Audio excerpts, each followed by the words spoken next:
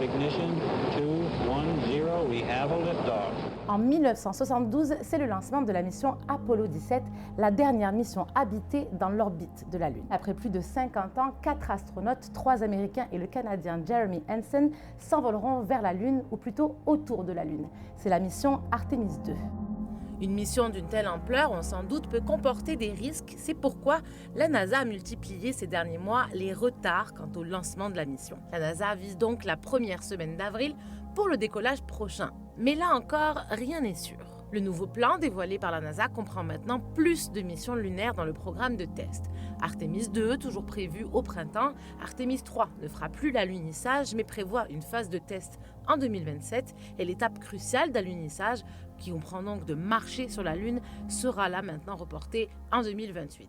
Artemis 2, c'est la deuxième fois qu'une fusée comme ça va prendre son envol. Mais là, avec Artemis 2, ça va être la première fois qu'on va envoyer des êtres humains à bord. Ce qui est intéressant avec cette mission, c'est que les astronautes vont pouvoir observer la Terre depuis l'orbite de la Lune, mais aussi voir à l'œil nu la face cachée de la Lune. Le verrouillage gravitationnel de la Lune ne l'a jamais rendu visible depuis la Terre. Ils vont avoir la 6e journée de la mission complètement dédiée à prendre des photos, à examiner. Ils ont des formations poussées en géologie pour s'assurer qu'ils pourraient dénoter toutes les bientôt, parce que vous imaginez qu'il y a plein d'experts au sol qui attendent impatiemment les descriptions que les astronautes vont faire. Le travail des astronautes est certes impressionnant, mais c'est aussi le véhicule qui est impressionnant. On y trouve un lanceur SLS qui propulsera le vaisseau spatial Orion en orbite.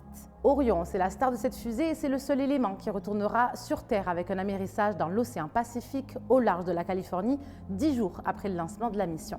Le principal attrait de la mission, l'importance, c'est que, bon, on a vu qu'avec Artemis 1, on envoyait une fusée pour vérifier les systèmes, mais il y a des choses qu'on ne pouvait pas vérifier, comme par exemple les systèmes de survie. Quand on a 4 êtres humains à bord de la statue, qui respirent, qui doivent manger, qui doivent s'abreuver, qui doivent aller à la salle de bain, est-ce que les systèmes sont tous en place pour faire ça? Même si Artemis 2 fait simplement le tour de la Lune, c'est une mission très importante. Là, maintenant, c'est la première fois en 50 ans qu'on retourne près de la Lune. Et c'est intéressant parce que si on regarde l'équipage d'Artemis 2, bien, c'est un équipage beaucoup plus inclusif. Un Canadien qui va faire du Canada, finalement, le second pays à envoyer un de ses citoyens au-delà de la basse orbite terrestre. C'est seulement des Américains auparavant. Jeremy Hansen, vous le connaissez bien, il est physicien, astronaute, aquanaute, pilote.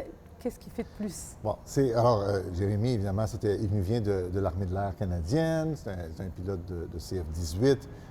Au niveau de ses responsabilités au sein de l'équipage de Artemis 2, les 4 membres d'équipage vraiment se partagent beaucoup les tâches pour essayer de donner la chance à tout le monde de faire un petit peu de tout. Artemis 2, c'est la mission la plus lointaine et la plus ambitieuse depuis plus d'un demi-siècle.